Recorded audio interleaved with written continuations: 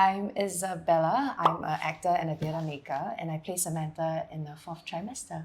And I'm May. I'm a parent of two, aged 13 and 11, and I enjoyed watching you Thank in you so fourth much. trimester. Those few years ago. Yes. Yeah, I guess today is also really just us, talking a bit more about parenthood as someone who is not a parent to someone who is a parent. I guess I'm just really curious about that journey to becoming a caretaker for someone else, bringing new life into the world. Like, actually, what is it like to be a parent? Was it very shocking for you when you had your first child? Yes, I think it was shocking from the start of my pregnancy, because from a lot that I've read, pregnancies, you see posters of pregnant mummies looking so radiant and beautiful and happy. Yeah. But I realized that my pregnancy was so hard that I was mostly bedridden. No, why? Yes, Why? and my doctor actually told me I have to quit my job just to keep the baby. Wow. Okay, So that was tough because I did not expect that at all. okay. So when I conceived my son, the embryo had blood around it, so it didn't attach properly Okay. in my womb. And so I'm not allowed to run around or carry heavy stuff. So she's like, I think if you really want to keep the baby, you have to quit your job, because my job requires me to run up and down and everywhere because I was a wedding planner. Yeah. Yeah. So then I had to quit my job, and I thought it would be much easier, but it got really hard with the fainting spells because I'm anemic during that time. And I was thinking, I should give my best to keep this pregnancy because I tried almost my entire marriage to have a baby. So if we just put in that little effort towards that 9-month mark, we should be able to make it. Okay. But we did make it. I mean, my son's 13 now, but it's just a very difficult journey. Even during giving birth, we planned to have it. I planned to have it a natural birth. Yeah. Because I'm that strong woman who wants to do it all natural. Like, no epidural, nothing. No. I'm like, in the past, all women can do it, so I can do it. So wow. I must do this. So when I was having my contractions, I'm like, okay, I can write this, I can. Oh my gosh. And then 24 hours later, the baby's still not out because I wasn't dilating. Oh no. And my doctor was very pro-natural as well. So she's like, it's okay, we're done, we try, we do our best. And in the end, we realized we can't anymore, it has to be emergency C-section.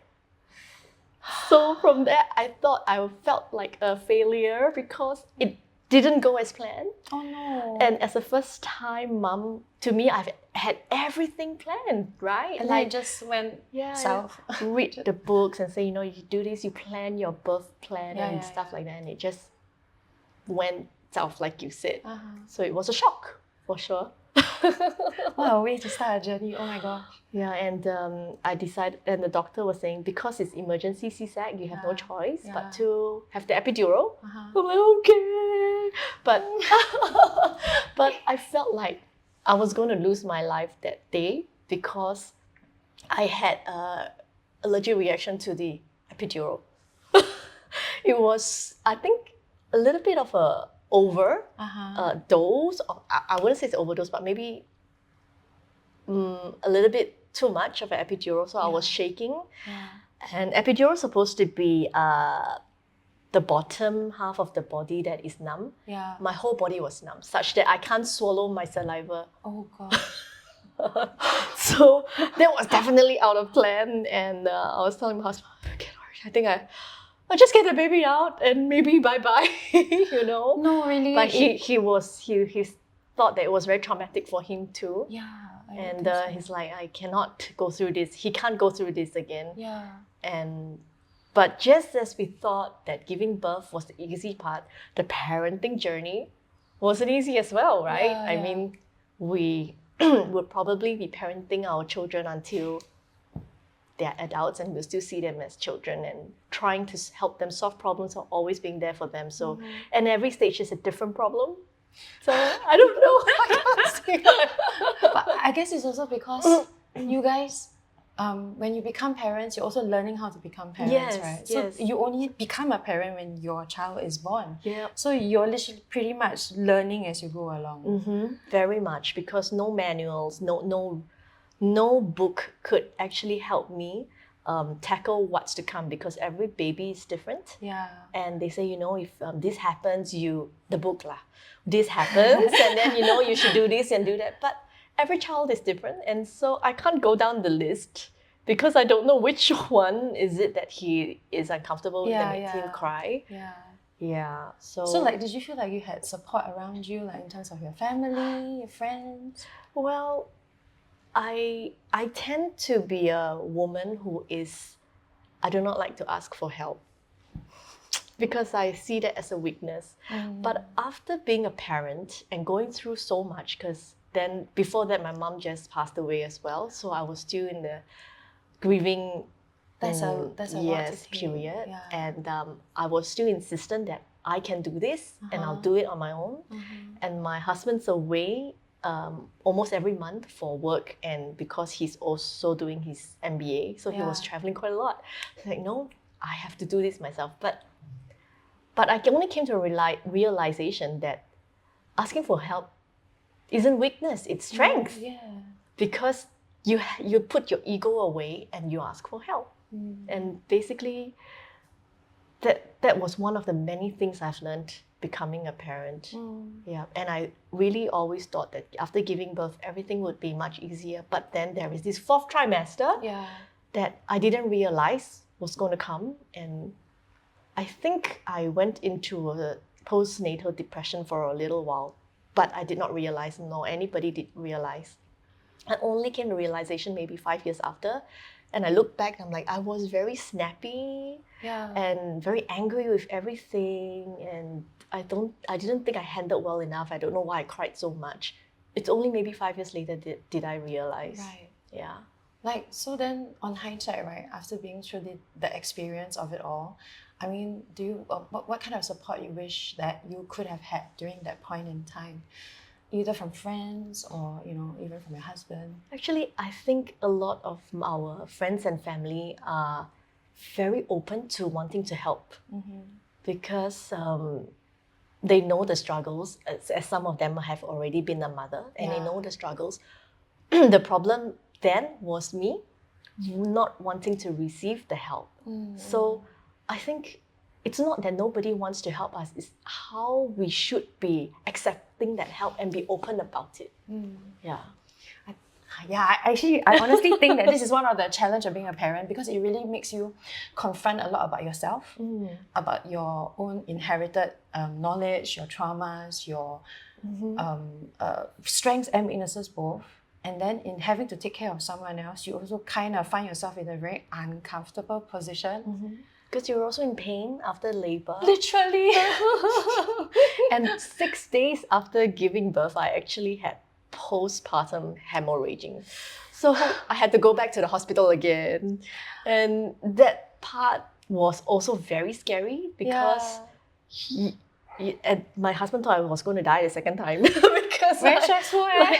Yeah. Oh no. Yeah, so the support had always been there. It's just wanting to open your door to accept that support, which I've eventually learned. That it makes my life a lot easier if I don't insist on cooking my lunch and allow my mother-in-law to just drop me a tapao lunch at the door. Then it happened after a few months. I'm like, okay, this works.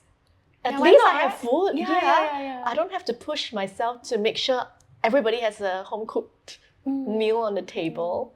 But I was so insistent on having my firstborn be exclusively breastfed because everybody's saying breast is best.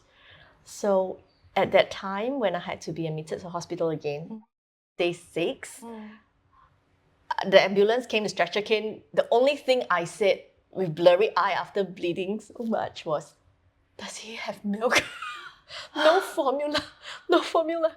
Then my husband and my mother-in-law were standing there seeing me go and like, don't worry about the milk. But I didn't express any milk. So like, what's he gonna drink? He cannot drink formula. But why can't he drink formula? I was formula fed. But it was just that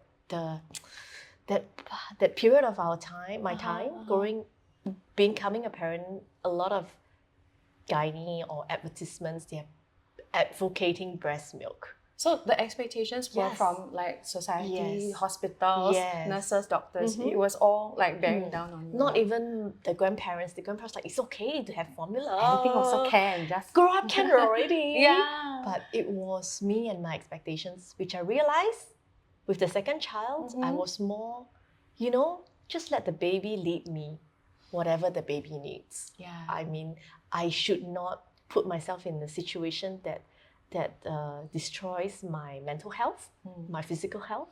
But I remembered I had a lot of expectations on myself. And I think that is for every first-time mom, Yeah, so I then by the think time you so. get to the second baby, then you're kind of like, okay, I'm more familiar with this now. I understand, and you've grown in the process of bringing up the first child. So that by the time you get to the second, you're like, okay, let's do this again with more maybe kindness and grace for yourself. Yes, definitely. Yeah. But it's also important for first-time moms to know that they should love themselves too, and not follow a certain expectation. They might not see it as an expectation, they might see it as, this is my ideal. I have to do this, then I am a good mom. But nobody dictates what a good mom should or should not do. And that's why they become very stressed postpartum, trying to juggle everything. It's okay, today no need to do housework, it's okay. I think that's a very kind and generous way of giving yourself space so that you can hold space for your child also. But it's a journey lah. That's why I think like being a parent is like a privilege, but it's also very much a challenge. Yes. And I don't know because I don't know whether I'll ever become a parent. But when I see everyone out there who's like bringing up a child, I'm like, thank you so much. You're doing so much. I hope you take care of yourself. Because it's just a lot. Yes. Yeah. And I don't know for all women, but for me, I don't bother dressing up anymore. If I want to bring the kid out, and I'll just go out in t-shirt and shorts and stroller, just make sure my clothes are easy to breastfeed, because I still insisted I have to breastfeed the child at that time. How long do you breastfeed your 2 child? years. Wow. 2 years each child. But the second one is easier because I was more relaxed, I wasn't tense, and everything came very easily. But the first one was so, I don't know this, I don't know that. I called the hospital helpline every day. And it was like I said, after 5 years later, then I realized I could be having a postpartum depression because I needed to talk to someone. And I didn't trust anybody else. I only trust the professionals. Every day I would call KKH, Gleneagles, they got a lactation consultant hotline. Yes. Am I feeding my child enough? I don't know if I'm feeding my child enough. And they will all have the same answer. Got diaper change? A lot of diaper change? I said, yes. So you're feeding enough. I just needed a lot of assurance. And I didn't know who to go to because I'm like, only should trust professionals. But I think that's a bit short-sighted, I must say, at that time. Why would you say that though? Because I don't trust my instinct that I am able to provide. I'm doubting myself every day, and that puts a lot of stress. And with that stress, I won't be able to produce enough for my child. And so I have to go through that suffering, and that's unnecessary. And that takes away the beauty of being a parent, a first-time parent, at the early stages of life. And then the child is crying, you are crying. And then you read the book that say, you should let the child cry it out, the cry it out method, so that you can control the child can listen to you. So I tried that too, and then my poor baby lost his voice. I'm like, no, but this is not how it should be. So different books tell you different things, and I'm reading different books, and so confused that I don't know when, but finally I can realize, I should just let the baby lead me. And don't fret about rules and regulations and what people say, and just trust myself. But because being first time parent, you have so much doubts. Yeah.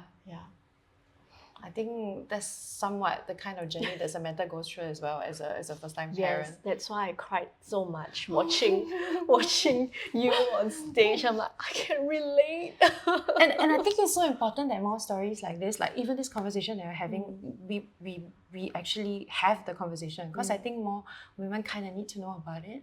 I think I recall while talking to you about this, that when I was watching you on stage, I remember telling myself, mother-in-laws should come and watch this. Mother-in-laws should actually be invited to prenatal class. It's not just the father and the mother. We also need support from the grandparents. And the grandparents should actually, it would be nice if my grandparent is supportive of what I want to do and attend prenatal with me to understand the modern age parenting style, because it's different from 30, 40 years ago too. You know, we don't use our finger to clean stuff in the mouth or put porridge in our mouth and then feed the baby anymore, right? So I think it's great if they could join me, or so at least have some sort of a common understanding. Yes, that we are at this era now, and this is how we should bring our children up, because then in the past, nothing is wrong at that time with you feeding porridge from saliva to saliva, but now you know that, hey, it's actually unhygienic, and then we had COVID and things like that. So I thought it would be great if not just the parents level come watch the show, but also grandparents. And even better if you are a parent to be, or intend to have children in the future, to watch this on stage. The reality of having a child isn't just, I gave birth, yay, I'm so happy, and then we have a happy life. Like dispel some kind of the myths around But it's not always a happy day every day. There could be more miserable days at times. But you just make the best out of it because you love your child so much. So, I think it's interesting that you said that mother-in-law should come watch this, like the previous generation. I think also because they were also parenting with whatever knowledge that they had, right? And it worked. They brought up their child. So I also sometimes wonder how much their parenting of you actually kind of subconsciously bleeds into the way you parent your child. Of course, definitely. Do you see those links? Because we are what our parents bring us up to be. We see how parents brought us up, and we either follow the same or make changes to it if we don't agree, right? But it's also great that they come watch together, and it's been decades since they were a young parent as well. It can jolt back memories about how it was for them in the beginning. It can be very sweet for them to look back as well in their own lives and recall what happened then, and then feel like, I want to support my child now at this time when she's pregnant or when she's going through this. And I think it's beautiful to have that common understanding and of each other, not just mother-in-law to child, but the child to the mother-in-law too, and to appreciate her for what she has done, whether mother-in-law or your own mother, basically, what they have done for you. So do you find echoes of your own parents in the way you parent now too? Yes, I think so. Yes, definitely. Can you sort of like identify which parts? Like for me, right, even up until now, I mean, I'm not a parent yet, but I do remember, like, my mom keep telling me, you must always have your own money. You must be independent, okay? This is the way that I was brought up. You cannot rely on anyone else. And subconsciously, this has also affected the way I move through life and make certain decisions. So I don't know whether there's any wisdom from your parents that you also actually subconsciously pass down to your kids. Yes, attitude, manners, they cannot tolerate any of those. And I've realized that I cannot tolerate any of those as well. If they've got bad manners and bad attitude, I just blow my top. And it doesn't matter whether I'm at home or out. It won't bother me if people sees me and know me and say, oh, that's May and her children, and then suddenly I'm scolding my children. I won't be embarrassed because I'm still disciplining my child. But those two, I think it trickled down from my parents. And also my dad always want me to sleep early. Even as an early teen, he will make sure my lights off. I don't know what time, 9, 10 max. And he's like, sleep is the most important. If you do not know how to manage your time, then you can go ahead and, because I told him I haven't finished my homework. Then he said, then don't finish your homework. You should manage your time better. It's time to sleep. Sleep is important. And so it's the same. I have them sleep by 9 o'clock also. And sometimes I would rush them home just, it's so late already. But now that they're older, I'm more relaxed as well. Like, it's okay. But the thing is, no matter what time they sleep, even if it's 12 a.m., they still wake up 7 a.m. or 6 plus. And then I'll tell them, then there's not enough sleep. There's not enough hours. So yeah, I'm anal about the number of hours.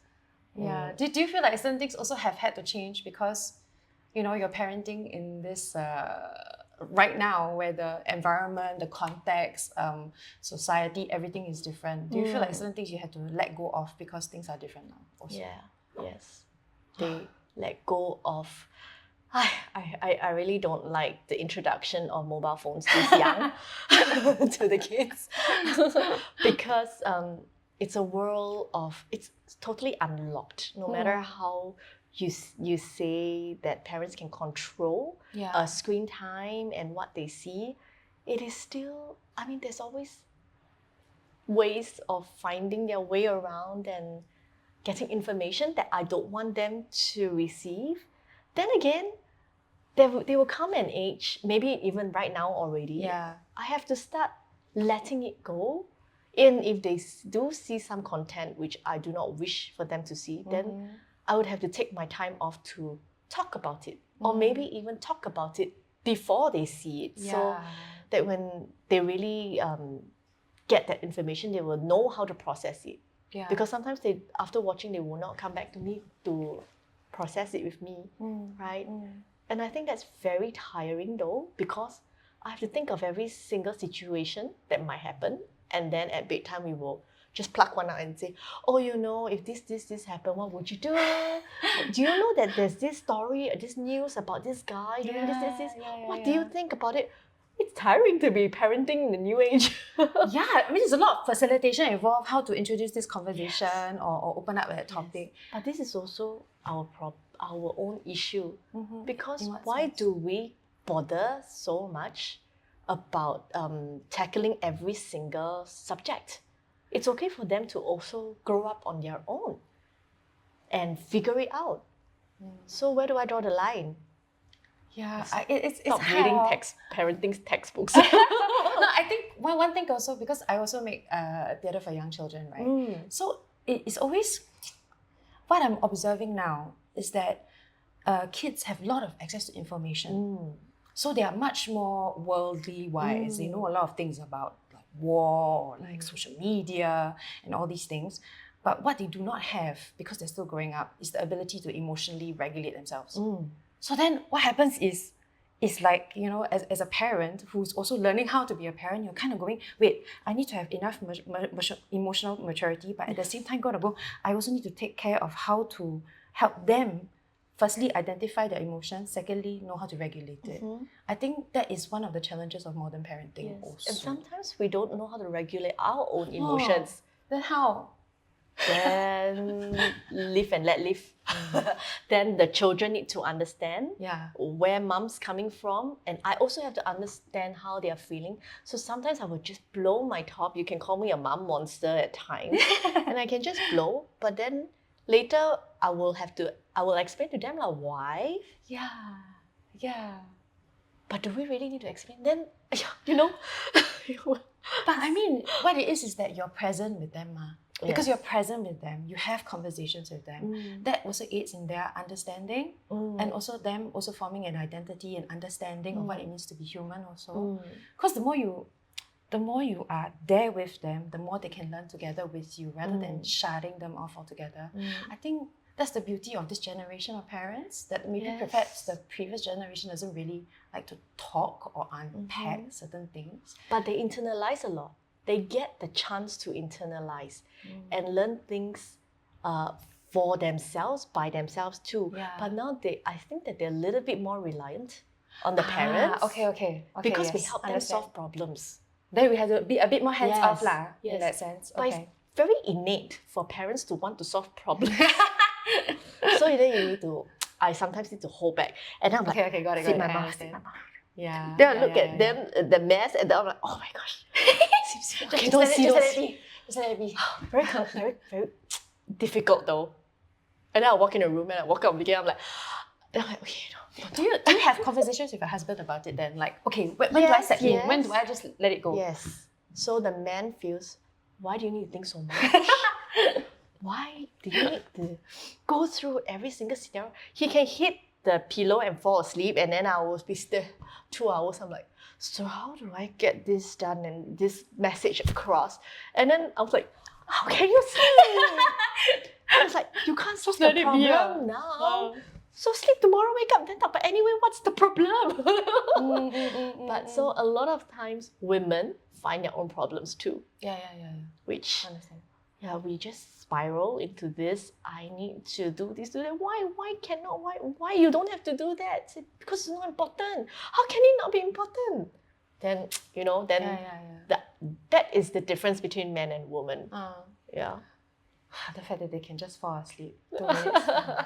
No, but that being said though, I think sometimes taking the time to explain to your children also means they give you grace as well. Because I think I saw another video or another conversation where the mother was explaining, I'm only a mother for this long, so sometimes I might make mistakes also. So then she talked about one time she made a mistake, and then her kids were like, it's okay, you're a new mother also. There is that, actually that's when I realized kids are so wise too. They really do absorb whatever energies that their parents are giving off, but also at the same time, they're also so giving and so generous. They are very, very forgiving. That the many times I felt like I cannot forgive myself, my son will say, it's okay, I'm fine, what? I say, how can you be fine? You're upset with me? Nah, it's okay, I'm fine already. You don't feel like that. Yeah, you are. Then I'm like, but then I will draw for 2 days. Feeling bad about maybe some things that I said that were a bit too harsh. Then he was like, oh my goodness, that's like yesterday. Can't you just let it go?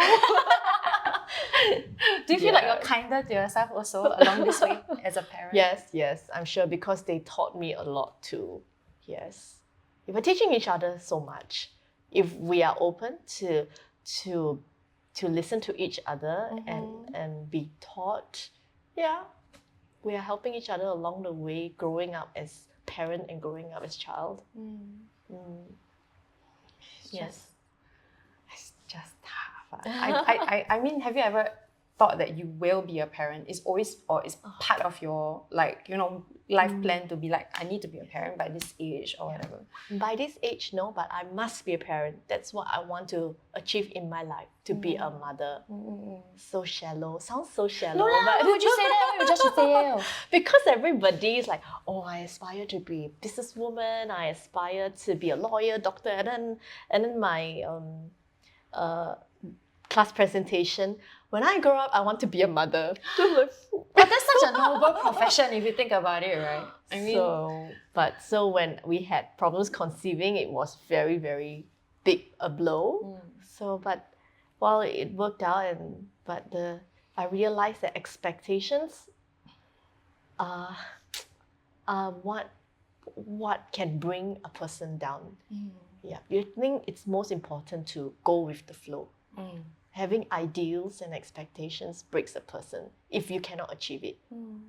So actually, for new parents, right, was there anything you would like to say to them, or to tell them in support of their journey? It's very hard for me to tell them because they wouldn't listen. If I tell them today, you got to chill a bit, it's okay to give formula, but because they are first-time parent, they worry about everything. And I understand because I was there before. And I worry about, is it too, is this milk powder too heaty? Is that, can I, like my mother-in-law said, when Faye is 6 months old, let's give her a chicken drumstick. No, for my son. It's a 6 months Chinese. can eat already? Cannot. only puree. So Oh. she said, but it's tradition, you have to give the drumstick. Really? It's Then- a tradition. Then I say, no. Oh. So my firstborn, no, cannot. Cannot. Only eat puree, must eat vegetable puree. Cannot introduce fruit first because fruit is sweeter, later don't eat vegetable. So that's what I read. Yeah. And then when Faye came along, I'm like, then she said, so can I give Faye drumstick? I said, can. It's okay. They don't even have teeth. It's just licking, yum, like that. And it's nothing much. It's just, it's oily. That was my first concern for my firstborn. No, everything must be perfect. But actually, it's not going to cause them any harm. Yeah. And even if I tell a first-time parent right now, it's okay just to, lick the drumstick or anything. But I'm sure they will feel, no, but it's so oily, it's so unhealthy. I wouldn't let my child do that. And then I will tell her, I understand. But it's really okay. Yeah, so it's also a case of letting go and also becoming more open. But I think it's a rite of passage for first-time moms too, to go through that. But just don't go overboard such that it compromises your mental health. I think that is very dangerous because you never know when you're in postnatal depression. Yeah. Never know. I remember my husband, I was breastfeeding so much because my son is a guzzler. Yeah. Every 2 hours, 24 hours, every 2 hours, and he don't nap one, don't sleep. So I feed until the nanny came to me and bring the baby to me and said, it's time for feeding. Then I said, I'm feeding already, you cannot see, man. Then my husband was next to me and I insist on not feeding that baby. I don't know what baby she's holding. And I said, I'm feeding already, can't you see? My husband got to slap me away and say, your baby is there. I'm like, wow. Okay, right? Then I woke up. But that is self-inflicted. Yeah, if we learn to accept, embrace, and let the child lead us instead of us controlling everything. Yeah. Even in parenting now with my teen, if I control him with every single thing he do, the resistance is going to be real. And so whether it's a baby or 13-year-old, the resistance is going to be there. So if we relax and just listen to the child, if it's not unreasonable, I think it makes life easier for both parties. Yeah. Do you feel like it's so tough? There's so many questions I want to ask. Oh my gosh. But I forgot all this toughness. I want a third child. You do? You do? And then my husband's like, no more. I cannot. I can't handle it anymore. Yeah. Okay. So I remember now. So it's like what I read, right, is that actually in the 4th trimester, during this first few months, it is very likely that you will go through a lot of hormonal changes, a lot of crying and all that. But at the same time, on top of that, some people are prone to getting those postnatal depression. So what I'm trying to understand now about the 4th trimester is that actually during this period, right, your hormones are over place one. It will happen one. You will cry, you will get upset, there'll be days when it's dark and stuff like that. But then also there's this added thing of the postnatal depression where it goes into a very dark place.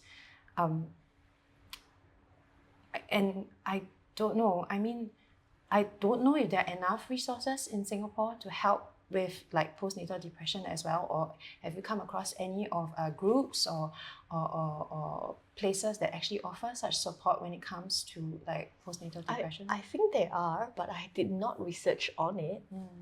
But I think postnatal depression education should be done during pregnancy. Okay. I think... was it not done then as part of your prenatal classes and stuff like that? No. And I remember when they teach us how to breastfeed and bathe the baby and all, it's a very beautiful picture. I didn't expect breastfeeding to be so painful. Okay, understand. And nobody ever told me breastfeeding is painful. And I think new moms should be given all this information before going into the 4th trimester, because then they won't get into a shock, right? So basically, when you're breastfeeding your child, your baby, you are contracting at the same time because they're closing up your pelvis.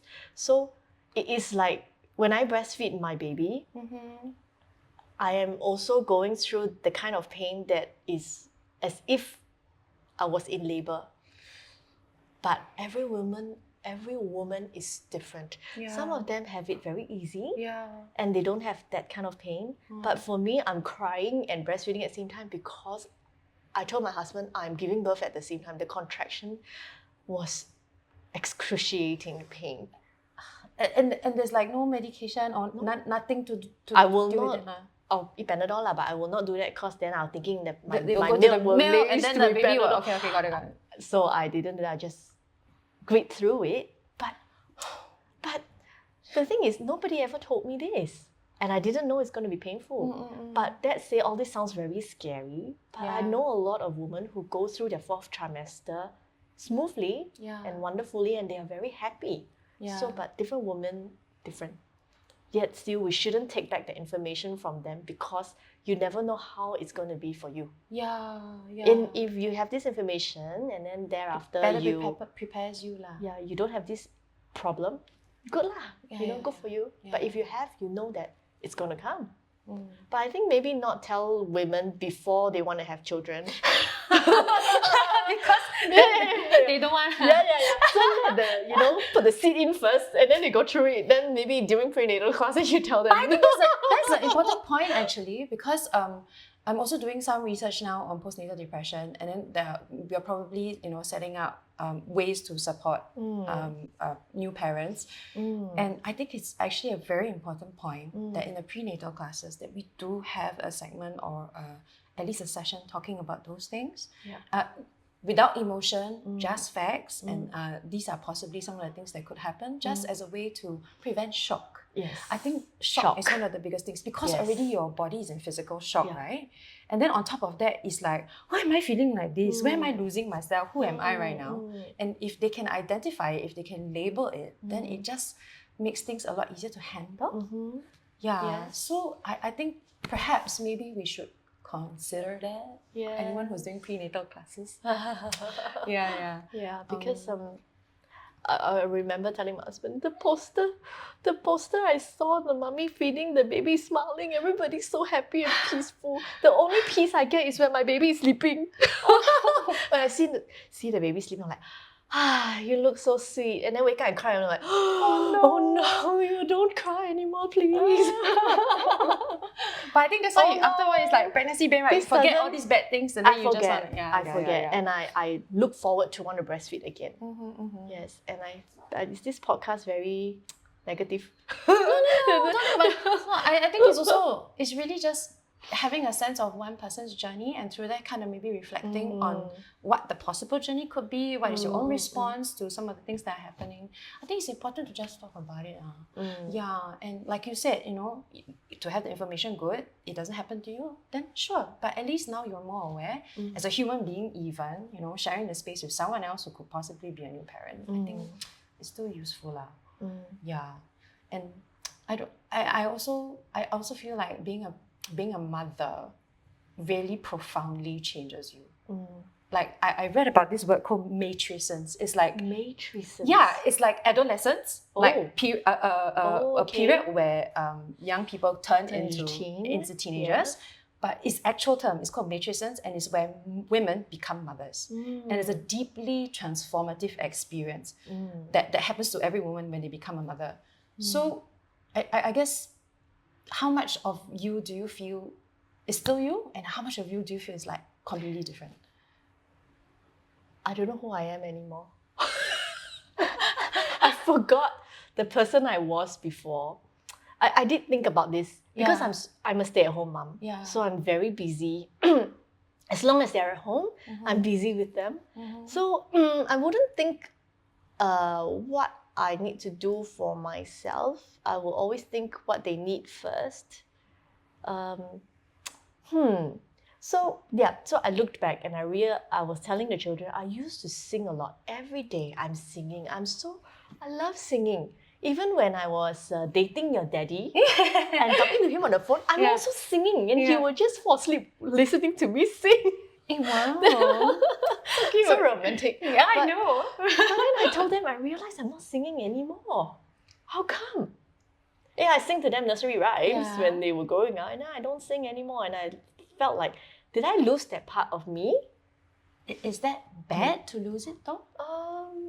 I don't find that I have lost. Well, I'm not unhappy about it.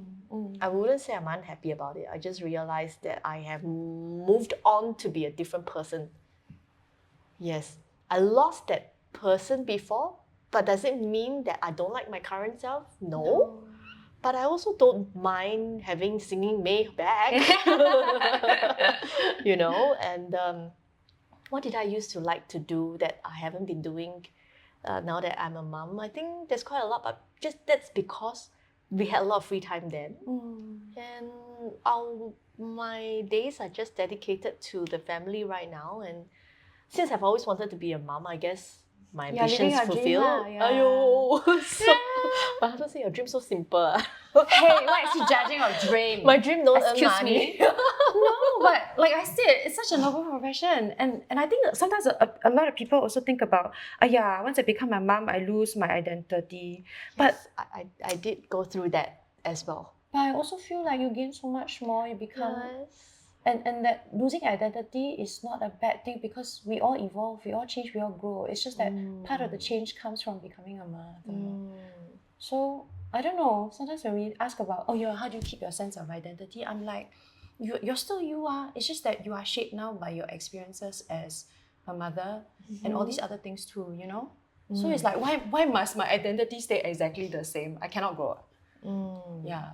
Yes. But for those women who are missing some part of themselves that made them happy in the past and not doing it now, they should take that back.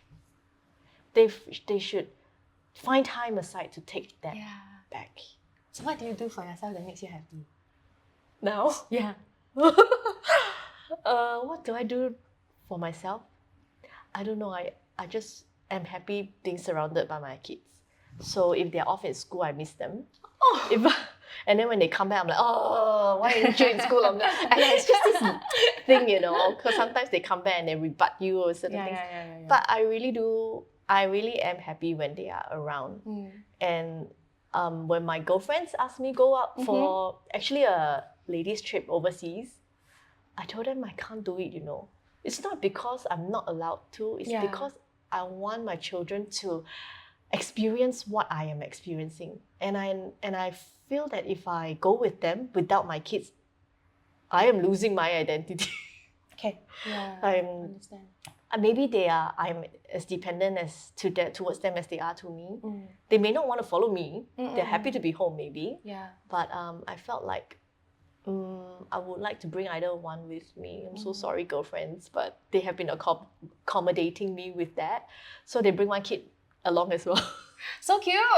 But so it's fun because then the kids play on their own and then we mummies you can go and do your thing, right? wine on our own and coffee on our own and then they will be at the beach and we'll be like at the beach club with our hats and then we're also drinking what. So I'm happy that way. But not all women are like that. And I'm very thankful for my girlfriends who embrace me and allowing me to bring my kids as well because I only find that I'm whole when they are around. It's just important to have that community with you. Yeah. So my husband and I, we have very little couple trips as well. Yeah. And we try it once every few years and every time we go, I'm like, maybe we don't do this next time lah. For him, the logistics of settling the children with any grandparent and telling them their schedule and then settling the dog is a lot of hassle because logistics. The grandparents are also will be very tired because they'll be bringing the kids here and there for all their sessions, their classes or their activities and school. And then when we travel, we feel very bad and guilty because we felt like, they are our responsibility and then now we put the responsibility on the older folks. But of course, the older folks love to have them around too. For a short period of time. Yeah, for a short period. So my father will ask how many days. I'm happy to have them, you know, and just let me know how many days and you know when it ends. But I think the support is always there. It's just the guilt that we put them. We're not guilty to the children, no, we're guilty to the grandparents. But the grandparents always tell us, we enjoy having them, but you know, not for too long because every morning they'll wake up very early to entertain them. But now that they're older, right? Like, can you move away? Like, go and do couple trip. I don't think we really have the time or can find we're not yearning for one. Yeah. And to my husband, even if they go over to grandparents' house to stay and we are having a couple trip here, it's still a holiday. It's time off. Yeah, it's time off. So, and it's nice though to have that reconnection with your husband also. Sometimes. Yes. Yeah. Yes. So the time off need not necessarily be overseas, basically. Yeah. Yeah. My journey started as an actor in theatre, right? And I also started doing a lot of children's theatre, acting and performing in theatre. And as I started making more stuff, I also began to realize, like, what's the point? What's the point of creating theatre for children? What are we trying to do here? What are the stories you want to say, right? And every single time we talk about something like fear, or we talk about something like difference, and I create that environment in which parents and kids can come together to see a story about those themes. That's when I begin to realize that actually it's really important to create that space for them to talk about these things. So I created this show called Odd Socks, which is about someone who is standing out, someone who is really different. And in the process of doing that and making that piece of work, I also began to realize that a lot of parents sometimes do not have the vocabulary to explain certain things to their kids until they are in a space where they can watch something from the outside and then sort of unpack this with their children as they go. So that's when I started to realize that actually that is what theatre for young audiences is. That is not just theatre for children, but it's also for their parents. For their parents to maybe, unpack certain things for themselves, but in the process of that, also be able to start that conversation about difference, about fear, about environmental awareness with their children. And I guess the most important thing that I can do as a theatre maker is to create the environment in which parents can be present with their kids. Because the way our society is right now, right? It's like, dopamine addicted, a lot of TikTok, a lot of social media, 101 things is a attention economy, right? And what it is that theatre provides is that sense of, okay, we have to put away our phones, we have to sit here and laugh together, watch something together, and then from there, allow the child and the parent to be present together in the same space. This is why I love theatre so much, because it takes away everything else and allows you to have that time with your child to watch something that, like you say, if the parent do not have the vocabulary, they can see something that's very literal on stage, and they can share a conversation thereafter with different perspectives even, because they will take back different things. And that opens up a big topic. It could be a big topic, and then it builds a bond too. Yeah. And sometimes, a lot of times, to educate someone, it's best through storytelling and to watch it right in front of you. Yeah. And to make it such that it is somebody else's story, and then you learn something from it, rather than saying, you shouldn't have done this and yada yada. But then there's a story there to share, to explain that same message. Yeah. Then the child won't feel defensive as well. Say, she's pointing finger at me. No, we're talking about that boy on stage, about his story, and then learn something about it. And that's why theatre is so powerful. Yeah. And I'm so afraid with AI and technology advancement, we are slowly already losing cinemas. And I was just telling my children, can you ever believe, because we go to the cinema a lot, and we go to the theatre a lot from when they were really young, 3 years old, we've been going to the theatres, and they love it because it's so fun. I'm like, can you imagine in the future, your children do not have a cinema to go to with you because everything is in the comfort of your home? Do you know that during Mummy's time, we have to wait for a 6 p.m. program on Friday just to watch Ninja Turtle? It's not anytime 2:32 I can go and turn on and I got Ninja Turtle. So we wait. We learned things like waiting for things and And there's no instant gratification. Maybe there was, but not as much as today. Yeah. Yeah, so it's very uncertain how the future is, but some things like manual car, manual stuff, manual book, pen and paper, theater, all this, I can't let them go. Thanks, though, for seeing the importance of the art. But also, it's also one of those things that I keep thinking about. How do I keep telling stories in a way that I can reach out to people? Then you also need to reach out to this generation. Correct. Yeah. So, and I guess it's also about thinking about theatre in a different way, not just as something that's in a traditional black box, but as something that's multiple disciplines, different formats, more participatory as well. Also because the idea is that theatre is no longer just sit and watch. It is also an act of empowerment. Is what it is. It is in interacting. You give children the agency or the ability to go, yes, I can make a choice. I can make a change. And I think that is the power of theatre for young audiences, and being able to give them possibilities for the future. Especially when the future is so freaking unpredictable. And having the parents there with them, discussing choices, discussing possibilities is what will help prepare them too. So, yeah, and that's when I realized that actually, most kids they don't care if you can cook well, they don't care if you can wrap your diapers or whatever. All that they care is that you're present with them on their journey. And that's what they remember, that you were there for them. Because I know, like, a lot of my friends also, they get very stressed out about, like, we need to do this way, or we need to, do this properly, or like have everything all planned out. But actually, all the kids remember is Mama was there for me. That I'm like, okay, if that's the case, then the one thing that I can do as a person making theatre is to create the environment in which that can happen.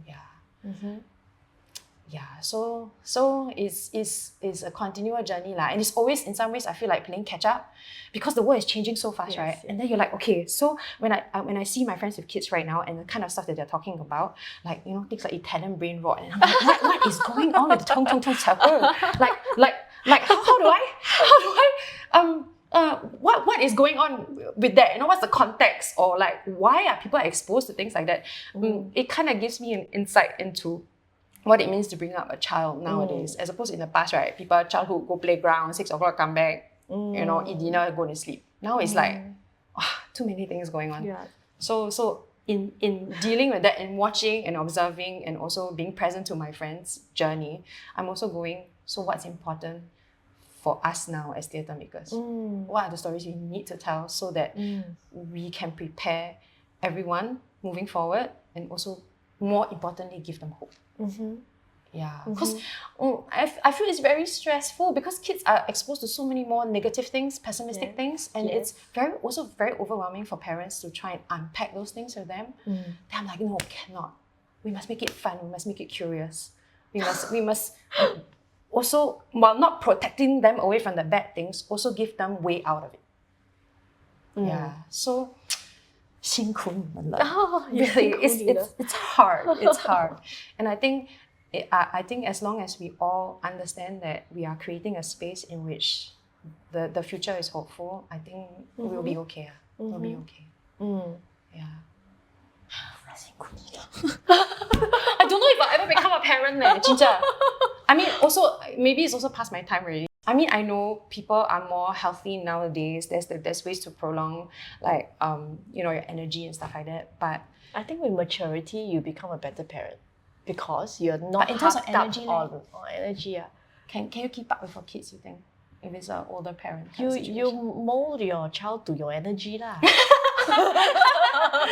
Yeah. So if you say, let's go to the garden today and read a book, I don't mind. then the child will be very chill, right?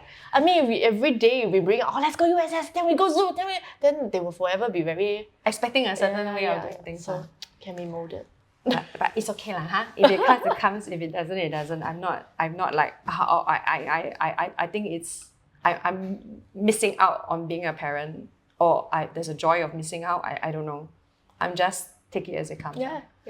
But to everyone who's a parent, 辛苦你们 is what it is. Thank you for listening to us chat today. Yeah, it was really nice to chat with you, by the way. Please do come out fourth trimester from the 20th to 30th of November. And it will be at the Drama Centre, so get your tickets now. Yes. Bring your tissue. Many tissues.